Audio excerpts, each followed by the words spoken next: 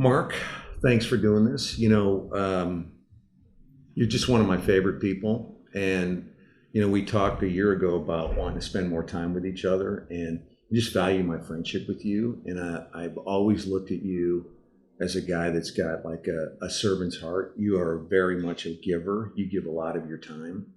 And I just appreciate you doing this. Well, Bill, thank you, man. It means a lot to me, and everything you just said, vice versa. Thank you. You're one of my favorite people, so I'm going to enjoy doing this. Great. But to the audience, because I think this is going to be a podcast, right? Right. I'll just state that after that eloquent introduction, it goes downhill from here, everyone. So if you want to cut it off, I would understand. But so like what I'm trying to do here is just have a conversation to where people want to know. I think what most people are doing is when people have accomplished what you've accomplished in your life, people want to figure out, can I be like Mark Gibson? Can I do what he did? Or whatever you've done. And I know you've got a so humble view of what you've done, but they just kind of want to understand kind of the key things in your life that have kind of driven you.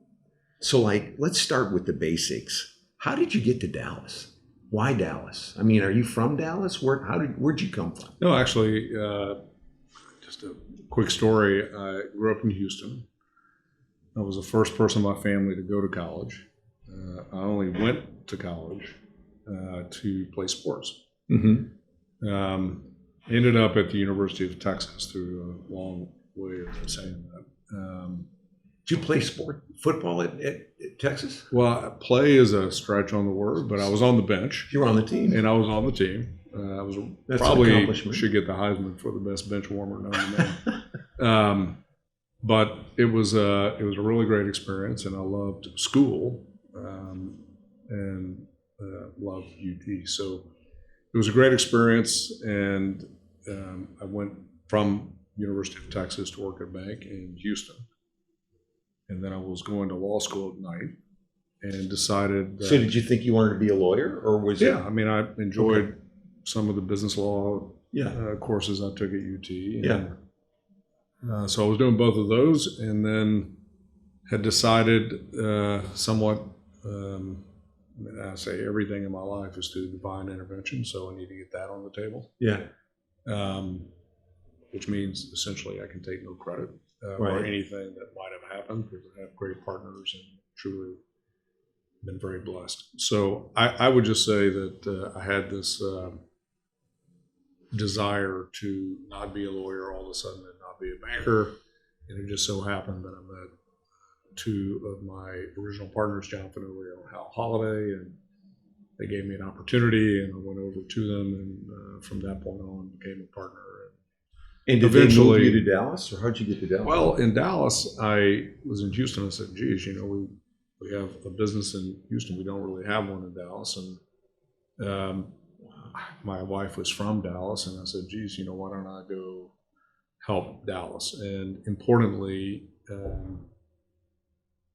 I called Scott Dennis and said, who do you think is the best mortgage banker at the time and intermediary in Dallas? And he said Jody Thornton. So really our success in Dallas is due to Jody Thornton starting the office here. Where was Jody before you guys? Jody was at a different mortgage company. Okay, before that he was at Pete Marwick. I think I met you guys right after you started the business. Oh, well, so Jody started the business here, and I so enjoyed working with him and enjoyed him as a person that really is what sparked the move. So I was overseeing Dallas, but Jody and I became friends, and we just had complementary but different skill sets. And I said, geez, this is great. And I asked my wife to move back from Houston to Dallas. It was probably an immediate, yes, that's right? The story, yeah. Right. Okay, and so when being a banker, did you kind of know, hey, this isn't for me? I mean, when you were I know you're a form of a banker, but I mean a typical banking job. And it's changed quite a bit. So but at the time, it was a large corporation with an HR department. Yeah. You had very set bonus components, et cetera. And I just said, gosh, I'd rather be, just for me, Right. in a business where I'll take the risk on myself, but I'd like to get paid for what I do. Yeah. You're a leader, not a follower, in my opinion. Well, and I don't think you'd be a great employee. I mean, probably wouldn't. I mean, if you couldn't, I mean, you have passion for what you do. This is just my view of you. I mean, you have passion. You should lead. I mean, because you're a great leader, because you set good examples and you believe in yourself, right? For good or bad, yeah. I would rather bet Me too. On myself. Me too. And try and give it a go. And if I failed, then there were other things I could have done at the time. But if I didn't do it, and I think this is really important, I would always question if I shoulda, coulda, woulda. And one of the things that I did, even playing football in college, was it hard? Yeah. Did I have the talent? Really, no. But I had a heart, and I really wanted to do it. And I looked back on that at the time, and I said, well, gosh, I would really be angry at myself and disappointed in myself if I didn't live life fully at every stage. So I never want to look back and go, man, I wish I would have. Right. And from that moment in college has been the defining thing in my life. And really I attribute it to my faith and just going, look, we're put here, we're given certain skills, and let's go maximize it. Let's leave it all in the field. So let's talk about your faith. So did you come to faith early in your life, or I was one that came late, right? I was in my mid 40s and I had to get thrown off a motorcycle to kind of I think the Lord just kind of said, okay, this guy's not going to wake up. We're just going to have to punch him in the face. But did you get to faith early in your life? Because I know about your faith and how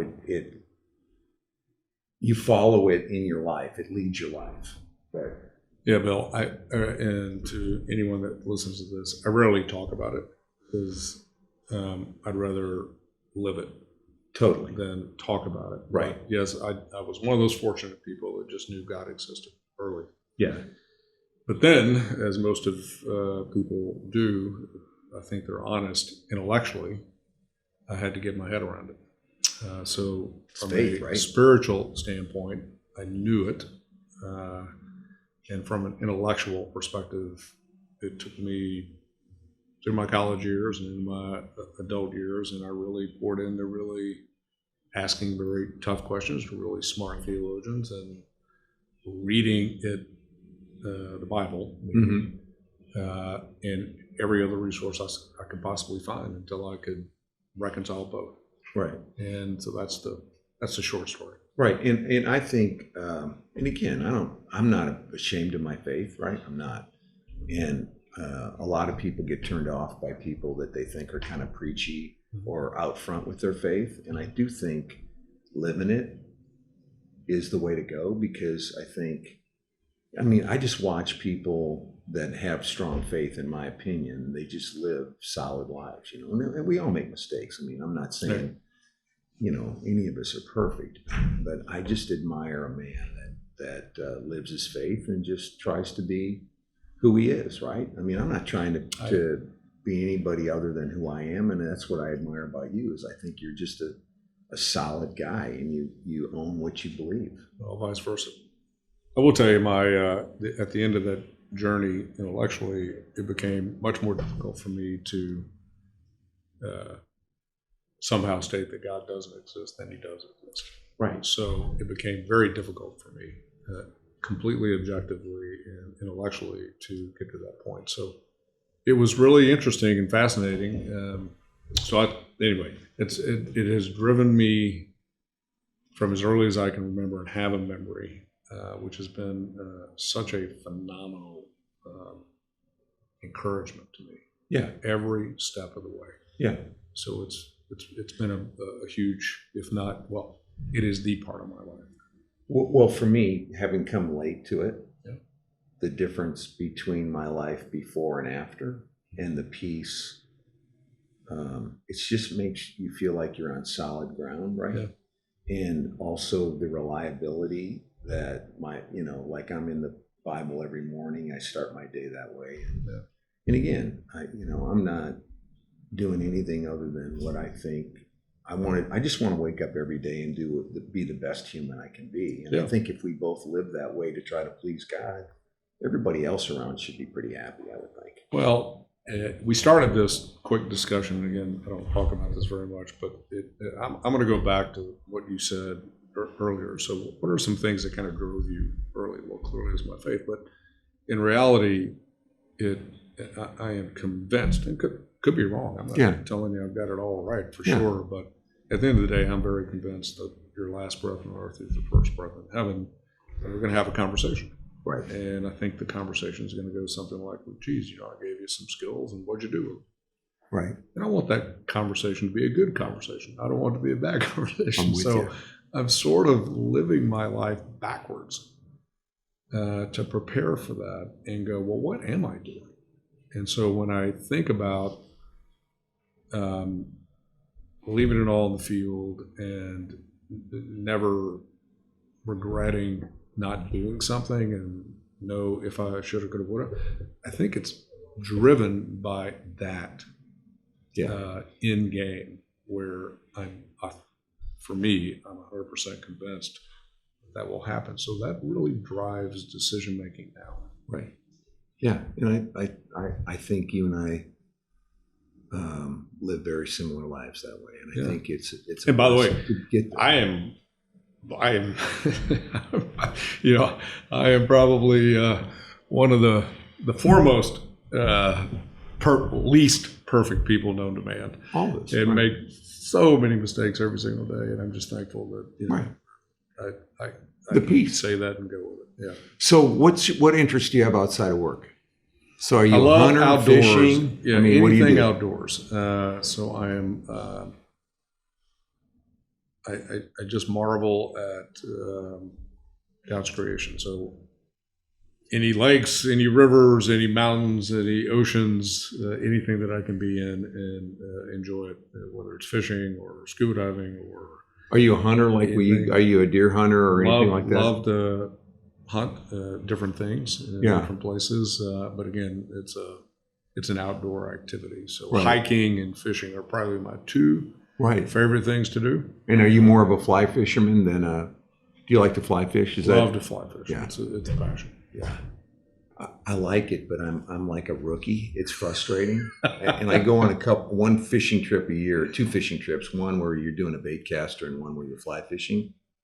I actually enjoy the fly fishing more, even though I'm a lot more frustrated, because it takes a lot more finesse. And when you're with somebody that's just, looped, it can do all the work. It's once you do it, and once you get it a little bit and you catch a couple of fish, it's really fun. Totally agree. Yeah, it's more finesse. It's art, right? It is. Right. It really is. Okay, so business.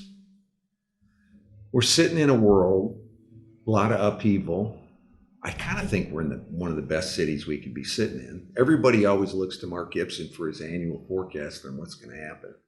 What's your view of Dallas? What do you think the next 10, 20 years look like for us? I think we're very blessed to be here, actually, because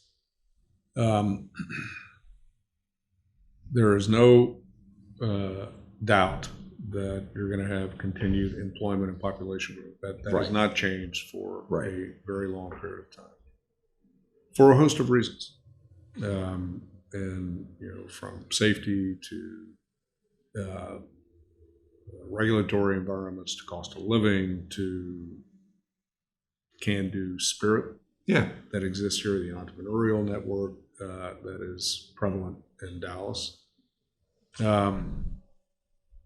All those reasons, I see continued employment and population growth, unless something changes, which, the pandemic is one of these really interesting things that you never know. So it's very difficult to prognosticate about, oh gosh, we got this 10-year run, because a lot of things could change. But I do think that the fundamental constructs of government and business and entrepreneurial spirit,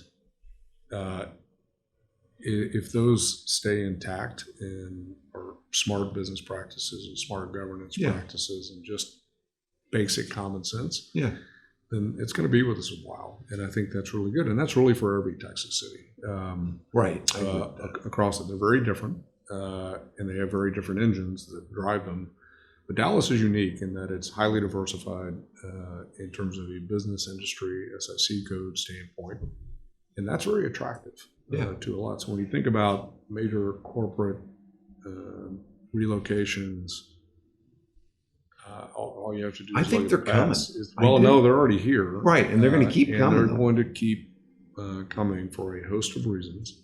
So I'm very bullish. So am I. And have been bullish for quite some time. Now, that's not talking about necessarily what we do every day, Bill, which is real estate pricing and where's it going, and et cetera, et cetera. But in terms of the fundamental drivers of Dallas as a city and real estate, frankly, for that reason, we're highly correlated to population and employment growth. Yeah. So if both of those continue to happen, then it's really good. You know, with the pandemic, when it started, I thought 90 days we're in and out of this thing. No big deal. Had no view of reality of how deep it was. But actually, we all came through this thing pretty good. I mean, you know, and again, there were lives lost. There were, you know, a lot of pain, things like that. But I think economically or fiscally, it seems like the real estate business managed it pretty well. Now, I know different asset classes were hurt at different levels. I guess I look at it from an office guy, but I just think everybody managed it about as good as they could. Yeah, my view of the pandemic will have a lot of lessons learned and takeaways, but I guess the greatest takeaway for me is one of humility, because who would have ever predicted it would have lasted this long, number one. Right.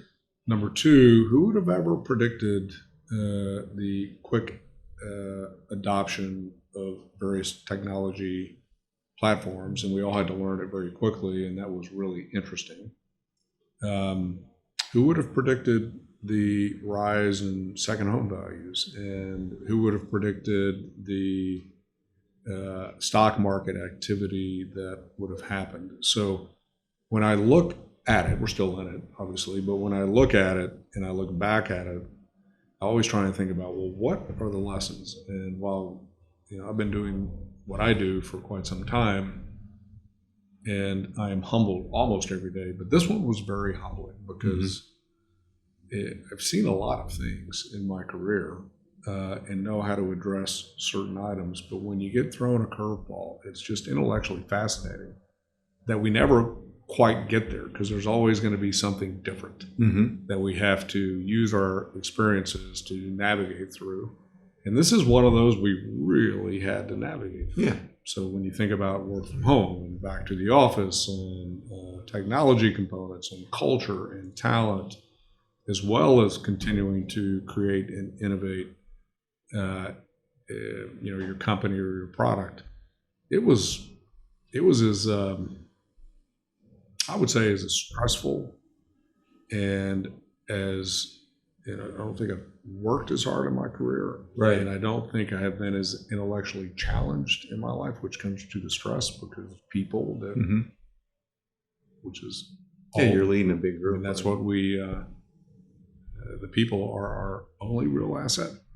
So very much care about every single person. So how do you do all that and keep it together and keep employment at a level that we needed to keep it at? So it was a really challenging environment. But at the same time, when I say challenging, it was fascinating. Yeah, it could have been so much. I mean, it could have been very different. Bad. It could have been really ugly. It could have been very, very different. So did you learn anything, like for me personally, what I learned about me through the pandemic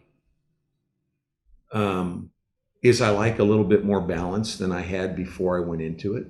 Because, you know, when we were that first 90 or 120 days when we were at home, I mean, you know, normally I'm like, get me out of here. I mean, I love my wife, but I like work. Like on Sunday night, I can't wait to go back into work on Monday. I just can't. I get myself all organized and going, okay, this is going to be great, because work is fun for me. It's great.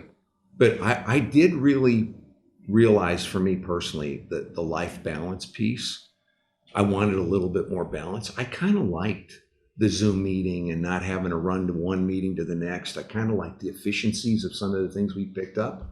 And I'm trying to maintain that because I kind of feel like in Dallas, we're not back to normal, but we're getting there. Yeah. So did you pick up anything like that? Was there any kind of a change in you personally from the pandemic? Yeah, there was. And again, lessons learned. Always try and learn something from unique events. That was certainly a unique event. But you said something, Bill, that I want to convey to everyone. You said work is fun for me. Yeah, well, my grandmother actually told me many, many years ago that if I could ever find something that I really enjoyed doing, Yeah. I would never work another day in my life. Right. That happens to be my career. So I found something that I really enjoyed doing. So I am giddy most days to come in and do what I do. Right. And associate with the people, the great people we have here. So that was a driver always. And I think everyone should think about that because relative to business, it really hurts me to see people that are just stuck in a career they don't like. It's a job. It's painful to look at. And so I would encourage, and we encourage people here, even if it's not staying with the company. Look, I mean, you got one life. Go make it happen. Right. And go find something that you really enjoy doing, because if you do, you'll be the best at it. Right. And if you don't, I doubt you will be as successful as maybe your talents would otherwise suggest you could be. Anyway, so yeah, I am on the balance part. I traveled a lot as part of my business. We have, close to 30 offices in the U.S. We have offices overseas in Europe and in Asia, and being on a plane 3 or 4 days a week was challenging, particularly overseas. So one of the things the takeaway was, well, how much of these could I do via Zoom? I found myself exhausted in Zooms because there was no breaks, and I love people interaction. Yeah, so, I'm with you. It's a little bit of a hybrid for me. It can cut down on the personal wear and tear, which is really important.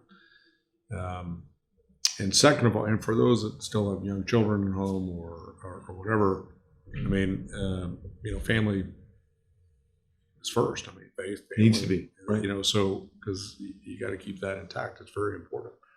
And maybe that gives you more time to do certain things. So I think there's going to be some balanced takeaways from this bill across the board. For me, it was more, do I really need to go to Asia? Do I really need to go to Europe? Do I really need to go to Seattle or Boston? Or could I do that in a more efficient way here? But I will say that I just cannot work from home. Me either. I get too many ideas, too many creativity. I had to be back in the office. I went back right away. The vast majority of our people felt the same once we ensured them to understand that health is really good. We took that to a level that I look back on it and am somewhat amazed. We had no office-to-office transmission of COVID. That's awesome. During our time in the office. And is much safer than going to a grocery store or whatever. Right. And people really enjoyed that. So it was great. But I did learn that about myself. I need to be around people. Me too. And we need to create ideas in order to drive the business. I think we could tread water as a business. We can't move it forward. We can't create. It's synergy. It's all people being together. Yeah, we can't train. Right. We lost quite a bit of productivity, even though you had less travel, et cetera. But it was, we measured it. It was significant. I'm a guy that says work from home. When I'm driving down the road and I see 8 people on a bike at 1 in the afternoon, that's work from home. I just don't think you can have the same productivity from home as you can. Now, there's exceptions to everything. Yep. That's why I never thought office was dead. And I'll tell you what, Mark, I'm in these presentations with people coming to Dallas, and I used to wait for somebody to bring up COVID, and in the end, I would bring it up. And it doesn't come up much. And now it doesn't even come up. When people are making decisions on space and how they lay it out and what they do, it's amazing to me how little it gets discussed. But so I think, COVID probably made us all operate a little bit more efficiently, right? I think And so. smarter. But so one thing I want to, before we get away from that is, so you love your job, you doing your passion. Will you ever retire? Do you ever see a day where you're going, okay, I'm flipping the switch off. I'm going to go put the Hawaiian shirt on, put my feet up, and I'm done. No, I think anyone that knows me knows that's not That'll on the never cards. happen, right? Yeah. But I do think, I don't ever want to be the aging quarterback, to use a sports analogy. Me So neither. it doesn't mean, so we have so many talented people here, and the minute that are all friends of mine that are in the business because we've grown up together, Yeah. partners, and they go, we've got 3 or 4 folks that really want to lead and they want to do this. Yeah. And we think it'd be great. And I'm going to go, man, let's make it happen. So I may change roles, and I may change different things that I'm doing. But in terms of being in the business that we're fortunate to be in real estate, I love the business. And so I'll be doing something for as long as I'm physically able to do it and mentally able. Awesome. Okay, out in the world, is there anything you see that's a real opportunity coming out of COVID and in the world, real estate business maybe, that you think people are missing and that they're not taking advantage of? Do you see any low-hanging fruit out there? Like I asked the same question to Ray Washburn, and his was energy. He thinks everybody's going to green and moving away from oil and gas, and he thinks because of that, that's the opportunity. Do you see any opportunity out there you think people are missing?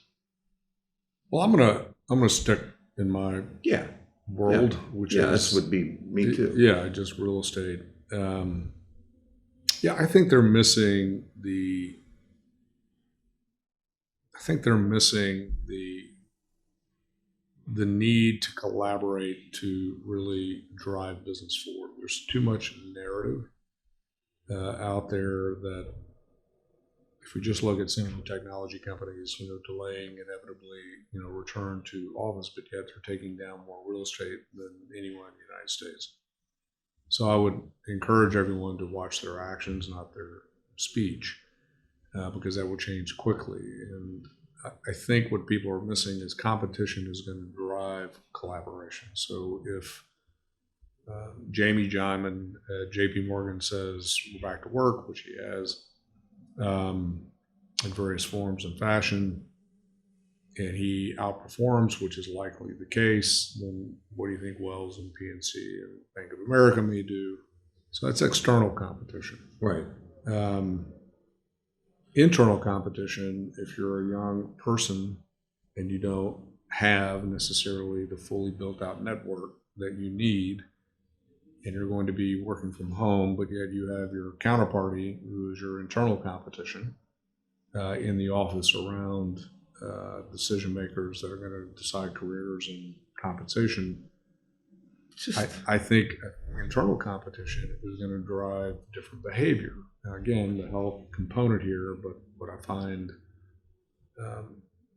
interesting here is that the vast majority of workspaces, and you mentioned it, Bill, are incredibly safe. So it's going to come down to,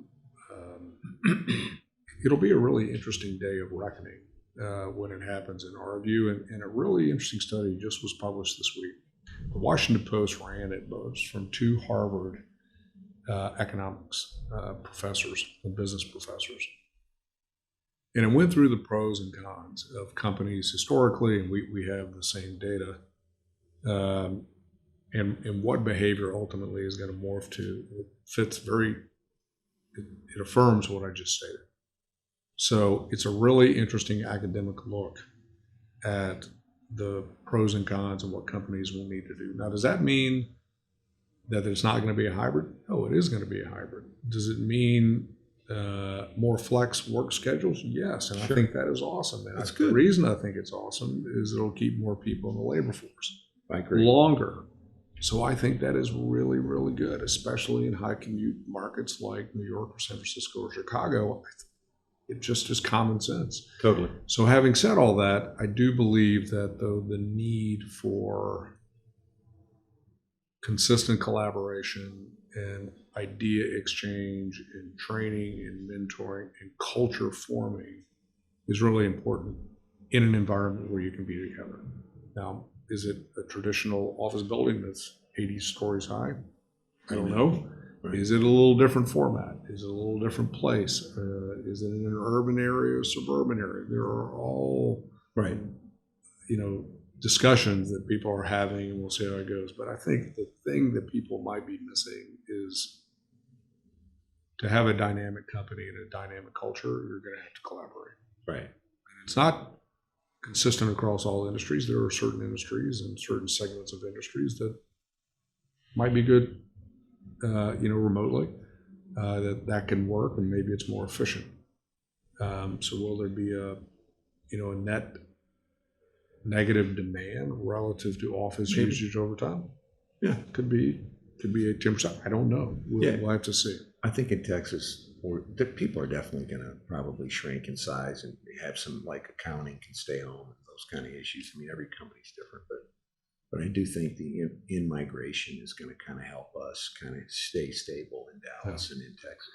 Well, I think the myth of never collaborating again, it's a myth. It's a narrative that I don't understand, and it's not supported by any academic data.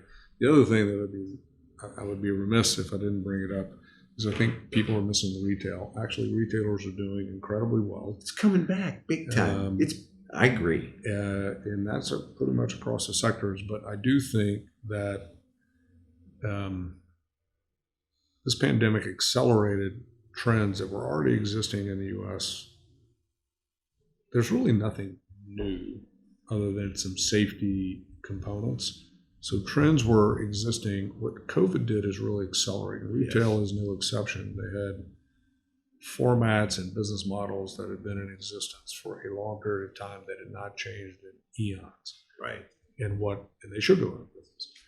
But what happened here is you had rapid creation of new business models and new ideas, and it's really worked. Yeah. So I think people are really underestimating retail across the board. So within my sphere of somewhat competency, say that with all due humility, I think people are missing the office component, and I think they're missing the retail component. Yeah, because like every restaurant that went out of business, there were 5 chefs working somewhere else that had a plan that now there's existing space they could step into and fulfill their dream, right? So I always felt like retail would recover. I think it's going to be different in many ways, but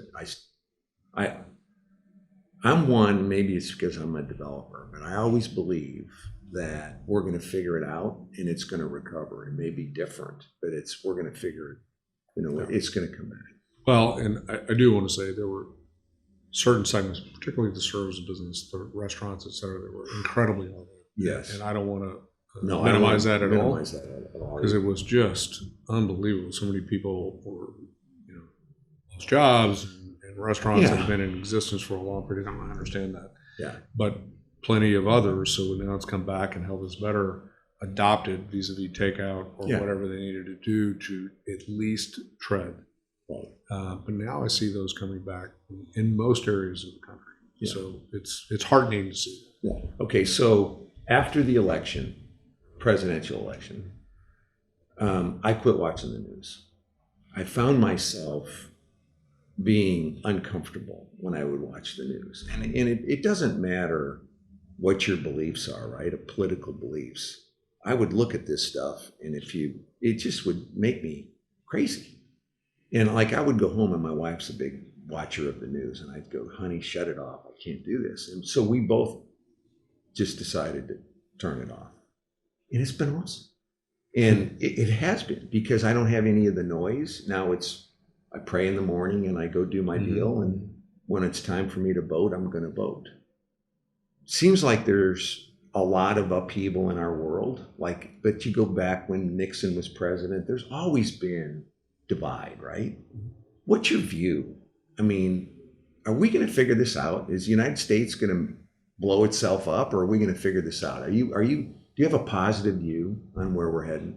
I do, because I have a positive view of Americans. Right. So, and again, I never speak about political things, so it's just not me. But I will tell you that and this is not political at all. I became very frustrated with the media and particularly the cable news networks. Right.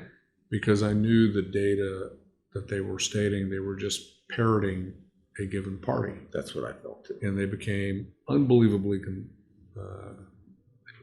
frankly, they became unbelievably biased. Totally.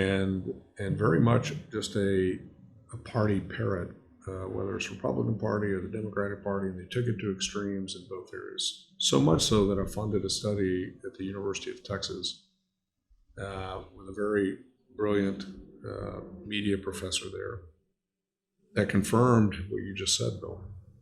So they did a study of Fox News and CNN and MSNBC, and they found that,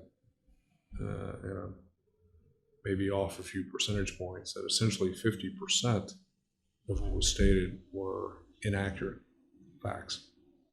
But what bothered me the most is they know that they are not stating factual content. Right.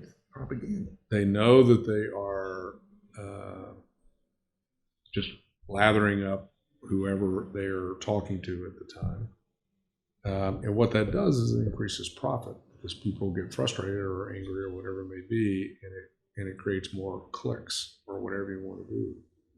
And what really irritated me are really two things. One is the media put profit over people instead of getting the facts, particularly about COVID, into people's hands. All you had to do was go to UT Southwestern or Johns Hopkins or others to get the facts set and deliver it in an unbiased fashion to the American people. Instead, they opted for profit. And the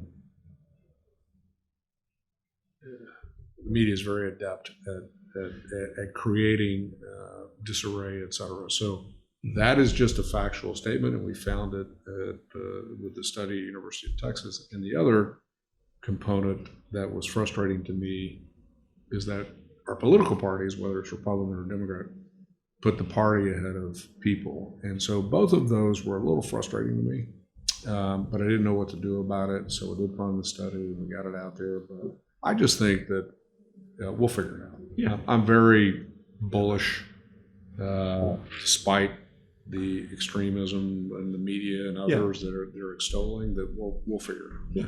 Like, I just think all this divide is fed by these news agencies. Yeah. And I think it's created the angst in the world because it's all this, it's just creating a deeper divide. There's a Supreme Court case, just to get everyone a little comfortable, there's a Supreme Court case that is going to be heard by the Supreme Court. And it will, I think, be really interesting to see the outcome, which essentially would increase the litigation risk to media companies for stating non-factual content. So I think that could be interesting. That'd be awesome. Yeah. So we see things happening like that. That'll be really interesting. Okay. What out there makes you uncomfortable economically? Is there anything out there you kind of think like there's a maybe black swan's too strong, but something out there you're going, we need to keep an eye on that? I mean, are you worried about the way our government's spending money? Or, I mean, do you think we're just going to all figure all this out? It seems like money is just like, whenever I see people not respecting a dollar, it comes too quick, too much appreciation, too fast, everything. People start thinking things always go up. Does that make you nervous? It does. Me too. Yeah. I think the deficit spending has always concerned me because we do have to pay it back, and it's going to come to the taxpayers to do that. Mm-hmm. Are there necessary spending items that we need to do? Of course. I mean, there really are. I mean, there's like anything out there, there are valid arguments on both sides of what we need. The question is in what amount.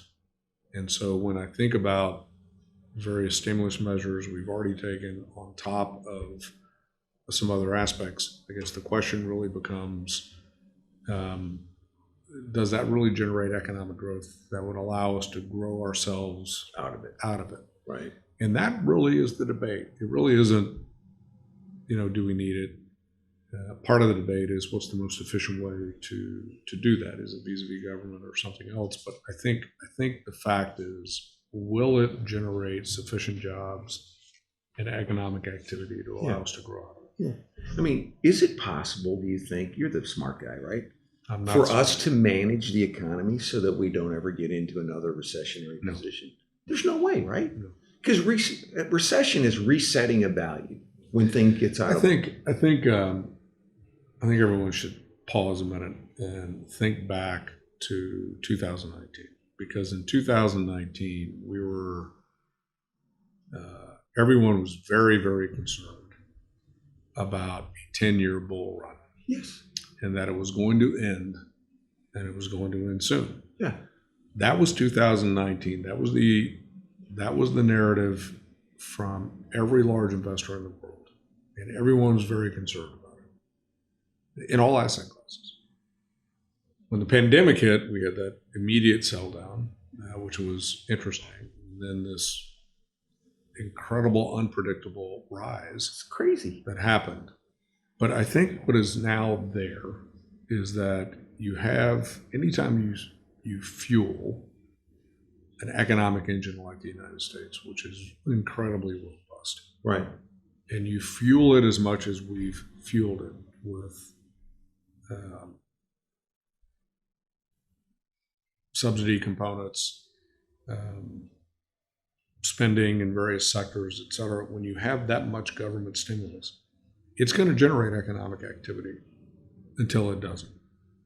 And so then the question becomes, when does that happen, or what happens? But it is going to be inevitable that we will have some kind of Correction. and I don't know what that would cause. And it may be many, many years in the future. Some of the things I worry about is supply chain issues we've got. Mhm. How do these companies keep reporting good revenue when they can't get product? Like, I mean, I talk to every car dealer, they can't get a car. I mean, they're selling used cars. I'm selling my daughter's used car for $10,000 more than I paid for it 18 months ago. It's insane. Yeah, I do think supply side issues are a significant challenge to the economy. And I do think that we're going to have to figure that one out quickly, because it's going to start affecting people on the basics that we need. And that's going to get everyone's attention. So that is a concern. But does that mean, do you think that's temporary or not? Well, it's very likely temporary. Yeah, I think they'll figure it out. Yeah, they'll figure that out. Yeah. Is inflation real or is it not real? So all these various narratives. I would just say that eventually we're going to have to come together as a country and think about, well, okay, if we do all this, and let's say that some percentage of it is necessary, which is true, how are we going to pay for it? And what do we do economically? Does it really stimulate what matters most, which is jobs, safe jobs, and good jobs for Americans in general? That'll be the key, Bill. Right. Okay, so let's say college kid. You sound like a politician on that. No, I think you're spot on. I mean, let's say college kid came out of college, Yeah. wants to get in the real estate business, Yeah. comes to talk to Mark Gibson. Uh-huh. What advice? I mean, I try to help as many people looking for work as possible by being honest with them and giving them good guidance. And, mine is about, you got to get with the right people that care about you, because you want to get into, like, I always recommend JLL because you guys are playing the game at a really big level, and it allows a young person, if they can add value to a team, to really see all facets of the business and kind of decide where their passion is or if it's a fit for them. Because it's more about getting in the right position and then meeting the right people. What do you tell people because they want to be Mark Gibson? I mean, what do you tell somebody starting out? Because it's so hard if you're 23. I mean, nobody's going to hire you if you're 23 to lead. You have to follow and learn, right? Be a piece of a team or a part of it. Any wisdom you got for young people on what you Yeah, would I would recommend? I would say a couple things. One is you said they want to be Mark Gibson. You need to first set your sights much A little higher than higher, that. yeah. Yeah, a hell of a lot higher. So let's have that out of the way. But I would say the most important thing is to get into an environment where you can learn the most, the fastest. So find out where you can learn the most, the fastest.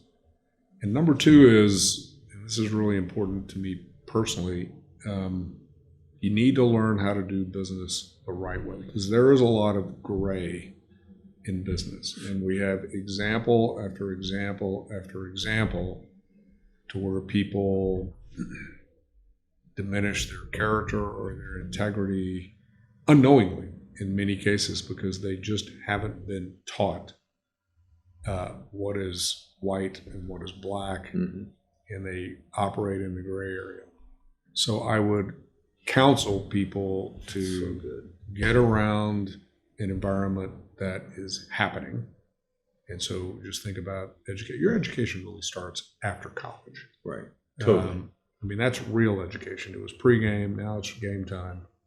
And you got to get that education should continue the rest of your life. So go find something that can get it to you quickly, that you can learn as fast as you possibly can. And then number two is be very, very careful on who you affiliate with, because it will stay with you the rest of your life. So make certain that you're with people of integrity and character and actually know how to tell the truth, which today, despite the circumstances, by the way, that is really important, because it's such a business differentiator. It's everything. Ironically, it's a really interesting differentiator. So if you can do those two things, it'd be great. Right. And don't focus on the money. Would you agree with that? Don't focus on the money. Will become, and I'm saying this as someone who I was the first person to go to college in my family. I had to get out and make money, pay rent and car payments and all the things that everybody does. So I know it's important to basically live, but it will, in hindsight, be immaterial relative to what I just said. The two components: learning and be around people that teach you the right way to do business. Right. Okay, so like when your partners come to you and say, "Okay, Mark, you're not effective anymore. It's time for you to go fishing." I mean, when you get beyond or at the end of maybe your career, like for me, what's important to me is I don't care about a legacy for me. I don't care about any of that stuff. I just kind of want to make sure that I gave something back. And in my own little way, it's a little better place for my efforts. And, it's not, I used to be when I was young, oh, I built that building will be there after I'm there. Nobody cares. They're going to have a garage sale when we die, and it's just everybody's going to move on, But is there something that really drives you that you really want to make sure you've gotten done before you're done? Yeah, there are two things that are goals of mine. We'll see if it happens. One is, I think the true definition of leadership is to leave a company or a team or whatever it is better than when you found it. Mm-hmm. If you can do that, that would be a win. It's huge. And secondly, I personally would like that when it is my time to exit, whenever that is, that I would rather them say, "Gosh, we're going to miss him." Yeah. I really enjoyed working with him. I really appreciate things he taught me, and he motivated me, and tough love or whatever it may be. I'm going to miss him. Versus, man, I'm glad that ass is gone. So I don't think you have to worry about it. So I really, and that goes with the first, leave something better than you found it. And that's all walks of life. Right. Could be anything that one does. But if you have that mentality, I'm just here to make it better. Right. It's not all about me. And, if it's all about we, and you can collectively move the ball forward, that's a pretty cool thing to leave. Yeah. I think so. Those would be my two answers. Well, I want to thank you for the time. I've told you, like, you guys are the reason I'm a developer, you and Jody. When I started and I decided I wanted to build a building, I don't know how you got me the money, but you did. And nobody ever asked me if I'd ever built a building. You did, and you believed in me, and you made me real. And it's a affinity I have for both of you that I'll always have. And I know that you guys are a part of getting me off in my direction, that I wanted to be a developer, and I appreciate that. And I think I just appreciate you taking the time, because people want to hear how you think and what makes you click. And I know you personally, and I know what a special guy you are, and I just want you to know I really appreciate you taking the time. Vice versa. And can't tell you the confidence you placed in us. It means a lot to us, man. It's all about relationships. At the end of the day, you want to look back and say, golly, I had some really great friends and relationships that were built through business. Right. And you just started at the top of the list for me in terms of a great friend, a great guy. And you and I met through business. We wouldn't have met otherwise, probably ever. Right. And it's been perfect. So thank you for taking the time.